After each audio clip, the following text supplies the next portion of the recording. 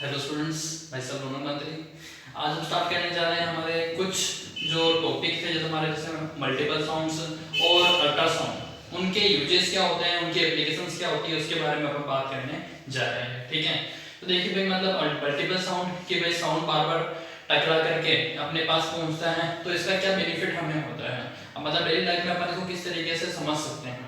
Ultrasound क्या होता है, इसके क्या क्या यूजेस हैं मेडिकल लाइन में, दूसरे और इंडस्ट्रियल वगैरह में, क्या इसके फायदे हैं, उसके बारे में अपन डिस्कस करने जा रहे हैं आज के टॉपिक में। ठीक है, देखिए अपना फर्स्ट है topic uses of multiple reflection of sound. Multiple reflection of sound के क्या यूज होते हैं, इनको अपन देखने जा रहे हैं।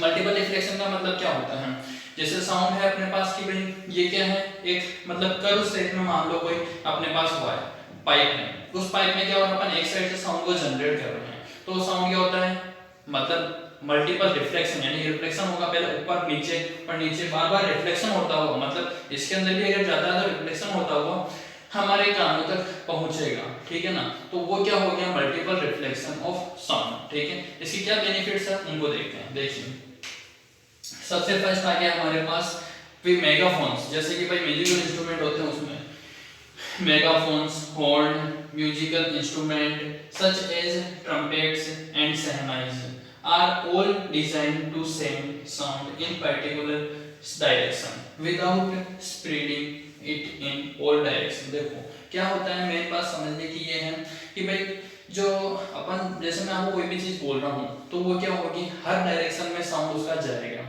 बट क्या होता है, जैसे म्यूजिकल इंस्ट्रूमेंट होते हैं ना, उनका मतलब जो डिजाइन इस तरीके से की जाती है कि भाई यहाँ डिजाइन होने के साथ जो मतलब मल्टीपल रिफ्लेक्शन होगा ना, वो रिफ्लेक्शन होकर के जो साउंड जाएगा एक ही डायरेक्शन में जाए। जैसे मैं इस तरफ बोल रहा हूँ तो साउंड केवल आगे की तरफ जाए, इस तरफ बोल रहा हूँ तो साउंड केवल इस तरफ जाए।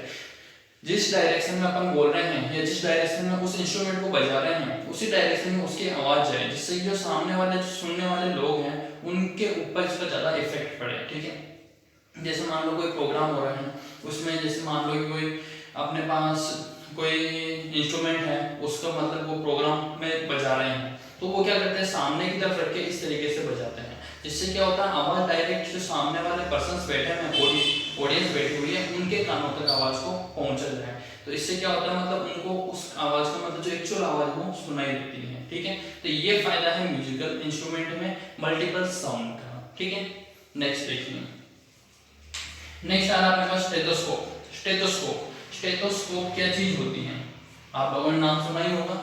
स्टेथोस्कोप एक ऐसा इंस्ट्रूमेंट है जिसका यूज करते हैं डॉक्टर्स।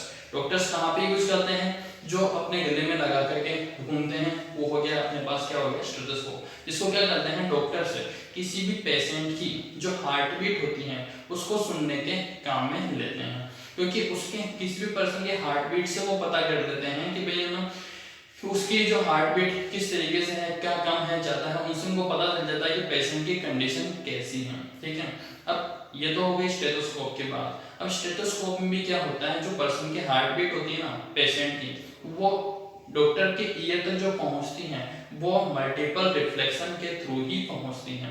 मल्टीपल रिफ्लेक्शन से क्या होता है, वो साउंड जो होता है टकराता हुआ, मतलब अंदर की तरफ उन वायर से होता हुआ जो डॉक्टर होता है उसके ईयर तक पहुंचते हैं। ठीक है, तो उससे डॉक्टर को मतलब पूरी उसके हार्ट बीट की जानकारी हो जाती है। ठीक है, देखिए stethoscope is used for listening the sound produced in the body in the heart और लंग्स, यानी बॉडी के अंदर जो साउंड हार्ट और लंग्स में जो साउंड जनरेट होता है उसको सुनने के लिए अपन स्टेथोस्कोप का यूज करते हैं।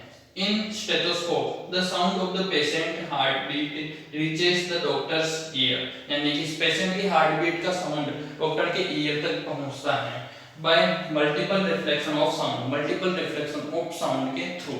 ठीक है, देखिए नेक्स्ट, इसके बाद आता है अपने पास भी जनरली सिनेमा हॉल और जो इनकी सीटिंग होती है ना, जैसे मान लो कि भाई कोई भी बड़ा कॉन्सर्ट हॉल है जहाँ पे मतलब कोई पब्लिक मीटिंग वगैरह होनी है, या फिर सिनेमा हॉल है, उनके जो आपने देखी सीलिंग होती है ऊपर से क्या होती है, कर्व होती है।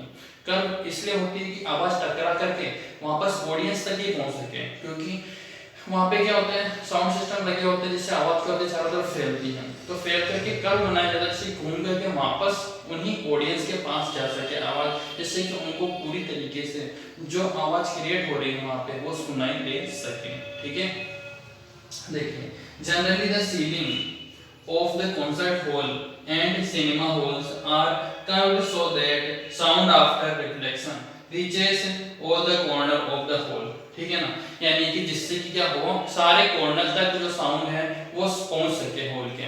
मतलब कोई एक कोने पे बैठा है, कोई दूसरे कोने पे बैठा, तो ऐसा नहीं हो कि आवाज सबके पास नहीं पहुंच सके, क्योंकि ऑडियंस को अगर आवाज सुनाई नहीं देगी तो फिर वो वहां पे सिनेमा हॉल में क्यों जाएंगे। ठीक है ना, ये बात।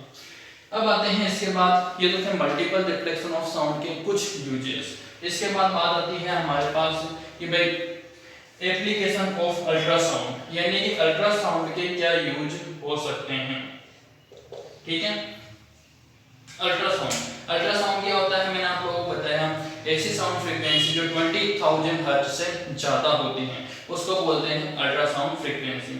इस टाइप के जो साउंड होते हैं बहुत ज्यादा तेज आवाज के होते हैं। ठीक है, देखिए ultrasound, ultrasound is generally used to clean parts located in hard to reach places, for example spiral tube, odd shaped parts, electronic components etc. देखो, यानी कि जैसे ऐसी कुछ बहुत छोटी से छोटी जगह हैं जहाँ पे अपन अपना हाथ या फिर अपने कोई भी जो मतलब सफाई करने के लिए अपन अपना जो इंस्ट्रूमेंट होता है उसको नहीं पहुंचा पाते हैं, तो वहाँ जो गंदगी जमी हुई है उसको साफ कैसे करना है। ठीक है ना, तो उस जगह की गंदगी को साफ करने के लिए अल्ट्रासाउंड फ्रीक्वेंसी का यूज किया जाता है, क्योंकि अल्ट्रासाउंड फ्रीक्वेंसी क्या है, हाई फ्रीक्वेंसी वेव्स होती हैं जो वहां पहुंच करके वहां के डस्ट और ग्रीस के जो पार्टिकल होते हैं, गंदगी वाले पार्टिकल्स, उनको वहां से क्या होती है हटा देती है, वहां से साफ कर देती है। Due to high frequency, due to high frequency the particles of dust, grease and dirt get detached and drop out, यानी कि जो इसकी हाई फ्रीक्वेंसी होती है वो पार्टिकल्स जो होते हैं डस्ट और ग्रीस के, उनको क्या करती है आगे पुश करती हैं, और इसकी वजह से वो गंदगी वाले पार्टिकल्स क्या होते हैं वहां से बाहर निकल जाते हैं। ठीक है, नेक्स्ट सेकेंड आ रहा अपने पास, ultrasound can be used to detect cracks and flaws in metal block.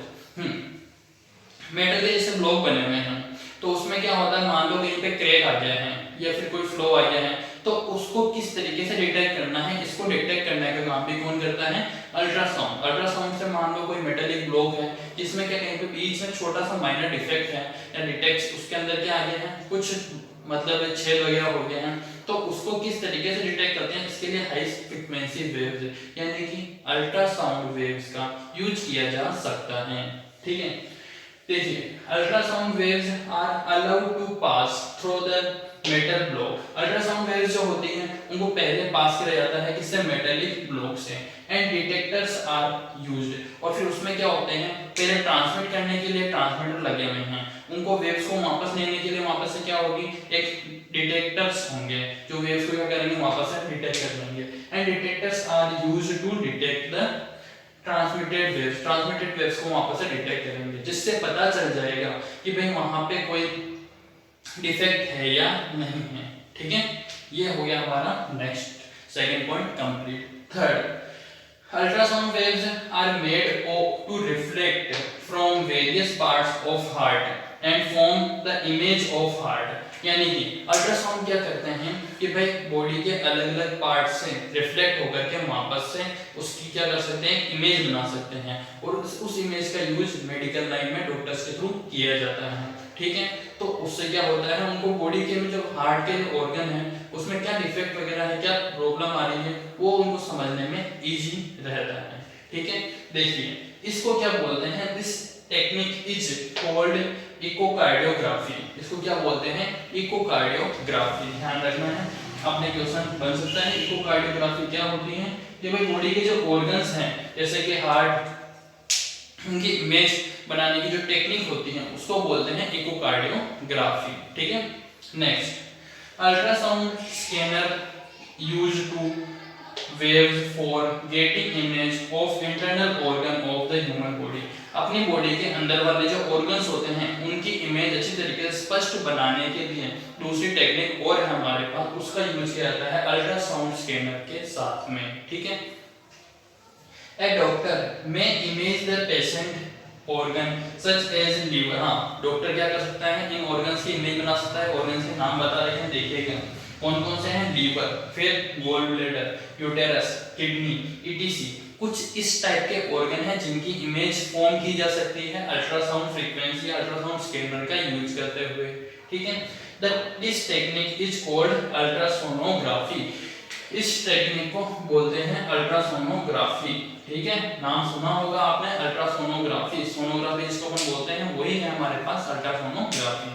उसका यूज डॉक्टर्स करते हैं अपने बॉडी के इंटरनल जो ऑर्गन्स होते हैं उनको वो देख तो सकते नहीं है, तो उनको देखने के लिए अल्ट्रासाउंड स्कैनर का यूज किया जाता है और उसकी जो इमेज बनती है उससे वो अंदाजा लगाता है कि इस जगह ये डिफेक्ट है तो इसकी वजह से यहाँ ये प्रॉब्लम हो रही है। ठीक है, next, ultrasound may be employed to break small stones formed in the kidney into fine grains। यानी किडनी के अंदर छोटे छोटे जो स्टोन्स बन जाते हैं ना, जैसे इनको अपन बोलते हैं पथरी, उन पथरी को भी डिस्ट्रॉय करने के लिए, मतलब खत्म करने के लिए, तोड़ने के लिए अल्ट्रासाउंड का यूज किया जा सकता है। ठीक है, जिससे क्या होता है बाद में वो अपने यूराइन के थ्रू बाहर निकल जाते हैं। ठीक है, तो ये थे हमारे कुछ बेसिक यूजेस जो हमें ध्यान रखने हैं। ठीक है, एक बार यहाँ तक आप लोग अच्छी तरीके से पढ़ लें और कोई भी इश्यू या डाउट जो मैंने आपको यूजेस बताए हैं उनमें कुछ रहता है तो वापस एक बार जरूर पूछिएगा। आज की क्लास हमारी यहीं ओवर होती है।